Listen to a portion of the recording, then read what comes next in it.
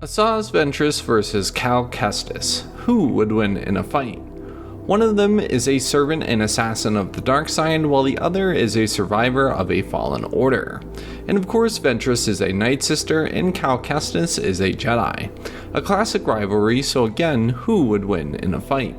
One important thing to look at in both of these lightsaber duelists is who they have defeated, and of course Ventress has killed many Jedi and engaged some of the best the Jedi Order had to offer during the Clone Wars, while Kestis has killed many Inquisitors in his trials to outlast the Empire.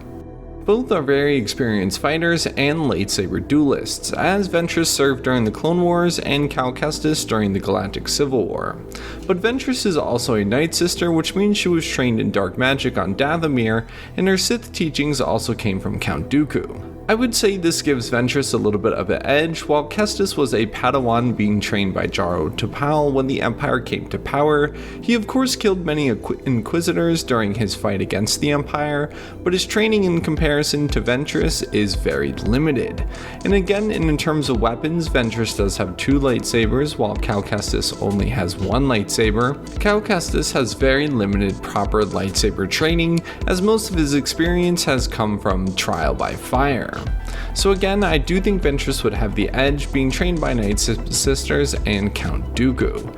And I do think that their force abilities would be about equal, and again, I do think Ventress would have a little bit of an edge being trained by Night Sisters and knowledge of the dark magic, but then again, Kestis has spent enough time around Night Sisters that he may have picked up a couple of tricks, and he's also fluent in the dark side of the force like Ventress.